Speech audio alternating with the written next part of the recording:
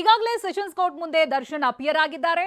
ಜೊತೆಗೆ ಈ ಜಾಮೀನು ಬಾಂಡ್ಗೆ ಸಹಿಯನ್ನ ಕೂಡ ಮಾಡಿದ್ದಾರೆ ಈಗ ಅನ್ನೋದು ಗೊತ್ತಾಗ್ತಾ ಇದೆ. ಅವಾಗಲೇ ಹೇಳಿದಾಗೆ ನೋಡಿ, A17 ರಿಲೀಸ್ ಆಗಬೇಕಾದ್ರೆ, A16 ರಿಲೀಸ್ ಆಗಬೇಕಾದ್ರೆ, A15 ರಿಲೀಸ್ ಆಗಬೇಕಾದ್ರೆ ಇದು ಯಾವುದೇ ಪ್ರಕ್ರಿಯೆ ಇರಲಿಲ್ಲ. ಯಾಕಂತ ಹೇಳಿದ್ರೆ ಅವರು ಜೈಲಿನಿಂದ ನೇರವಾಗಿ ಬಿಡುಗಡೆಯಾಗಿ ಮನೆಗೆ ಹೋದ್ರು.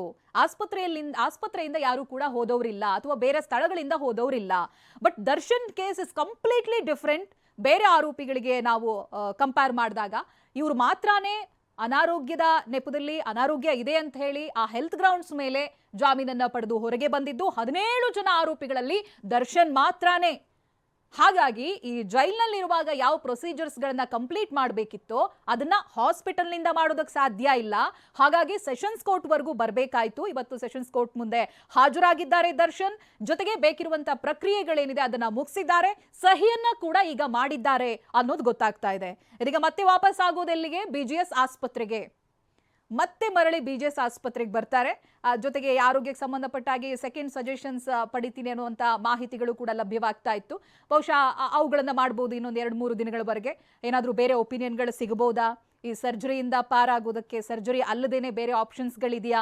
ಬಿಕಾಸ್ ಅವಾಗಲೇ ಹೇಳಿದಾಗೆ ತಂತ್ರಜ್ಞಾನ ತುಂಬ ಮುಂದುವರೆದಿದೆ. ವೈದ್ಯಕೀಯ ಲೋಕದಲ್ಲೂ ಕೂಡ ಒಂದು ರೀತಿಯಾದಂಥ ಅಡ್ವಾನ್ಸ್ಮೆಂಟ್ ಇದೆ. ಕೀ ಹೋಲ್ ಸರ್ಜರಿಗಳು, ಆರ್ಮ್ ಅಸಿಸ್ಟೆಡ್ ಸರ್ಜರಿಗಳು, ಈ ರೀತಿಯಾದಂಥ ವಿಧಿಗಳಿದೆ. ಅಕ್ಯುರಸಿ ಜಾಸ್ತಿ ಇರುತ್ತೆ ಅಂತ ಹೇಳಲಾಗುತ್ತೆ ಈ ಟ್ರೆಡಿಷನಲ್ ವೇ ಆಫ್ ಸರ್ಜರಿಗಿಂತ.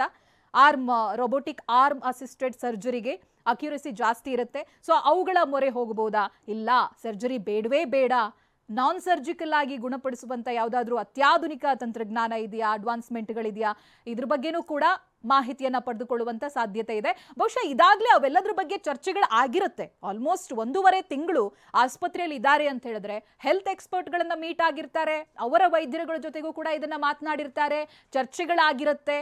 ಒಂದು ರೌಂಡ್ ಇದ್ರ ಬಗ್ಗೆ ಡಿಸ್ಕಷನ್ ಆಗೇ ಇರುತ್ತೆ.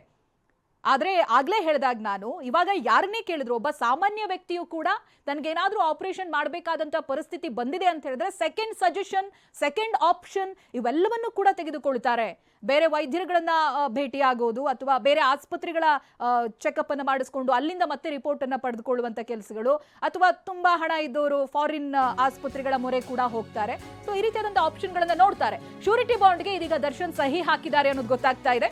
ಸೆಷನ್ಸ್ ಕೋರ್ಟ್ ನಲ್ಲಿ ಬಾಂಡ್ಗೆ ಸಹಿಯನ್ನ ಮಾಡಿದ್ದಾರೆ ದರ್ಶನ್.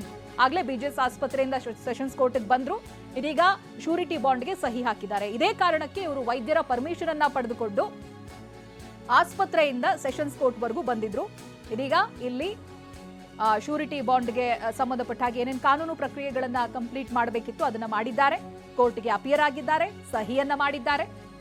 ಬಹುಶಃ ಇನ್ನೇನು ಕೆಲ ಕ್ಷಣಗಳಲ್ಲಿ ವಾಪಸ್ ಕೂಡ ಆಗ್ತಾರೆ. ಕೋರ್ಟ್ನಿಂದ BGS ಆಸ್ಪತ್ರೆಯತ್ತ ಬರ್ತಾರೆ. 2-3 ಕಾರ್ಗಳನ್ನು ನಾವು ಗಮನಿಸ್ತಾ ಇದ್ವಿ. ಬಹುಶಃ ಅವರ ಸ್ನೇಹಿತರು, ಸಂಬಂಧಿಕರು ಆಗಲೇ ಹೇಳಿದಾಗ ಎಲ್ಲರೂ ಕೂಡ ಜೊತೆಯಾಗಿದ್ದಾರೆ. ಇವತ್ತಿನ ದಿನ ಕಾನೂನು ಪ್ರಕ್ರಿಯೆ ಮುಗಿಸ್ತಾ ಇದ್ದಾರೆ ಅಂತ ಗೊತ್ತಾದ ತಕ್ಷಣ ಇಲ್ಲಿ ಒನ್ ಮೋರ್ ಇಂಪಾರ್ಟೆಂಟ್ ವಿಚಾರ ಅಂತ ಹೇಳಿದ್ರೆ, ಬಹುಶಃ ಈ ಶ್ಯೂರಿಟಿ ಪ್ರಕ್ರಿಯೆ ಏನಿದೆಯಲ್ಲ ಇದನ್ನ ಮುಗಿಸ್ದೇನೆ ಅವ್ರು ಮನೆಗೆ ಹೋಗೋದಕ್ಕೆ ಖಂಡಿತ ಸಾಧ್ಯ ಇರಲಿಲ್ಲ. ಹಾಗಾಗಿ ಈ ಪ್ರಕ್ರಿಯೆಗಳೆಲ್ಲ ಮುಗಿಸಿದ ನಂತರದಲ್ಲಿ ಮುಂದಿನ ಆಲೋಚನೆಗಳನ್ನ ಮಾಡಬಹುದು ಅಂತ ಹೇಳಿದ್ರೆ ಆಸ್ಪತ್ರೆಯಲ್ಲೇ ಮುಂದಿನ ಟ್ರೀಟ್ಮೆಂಟಾ ಅಥವಾ ಮನೆ ಕಡೆಗೆ ಪ್ರಯಾಣ ಮಾಡ್ತಾರಾ ಅನ್ನೋದು ಗೊತ್ತಾಗುತ್ತೆ. ಬಟ್ ಈ ಪ್ರಕ್ರಿಯೆಯನ್ನ ಮುಗಿಸದೆ ಎಲ್ಲೂ ಕೂಡ ಹೋಗೋದಕ್ಕೆ ಸಾಧ್ಯ ಇಲ್ಲ. ಉಳಿದಂತ ಆರೋಪಿಗಳಿಗೆ ಇದ್ಯಾವುದರ ಗೋಜು ಕೂಡ ಇಲ್ಲ ಅಂತ ಹೇಳಿದ್ರೆ ಅವರು ಜೈಲ್ನಲ್ಲೇ ಇರೋದ್ರಿಂದ ಅಲ್ಲಿ ಜೈಲಾಧಿಕಾರಿಗಳು ನೋಡ್ಕೊಳ್ತಾರೆ. ಇದಕ್ಕೆ ಸಂಬಂಧಪಟ್ಟಂತ ಪ್ರಕ್ರಿಯೆಗಳನ್ನ ಪೂರ್ಣಗೊಳಿಸ್ತಾರೆ ಜೈಲ್ನ ಮೂಲಕನೇ.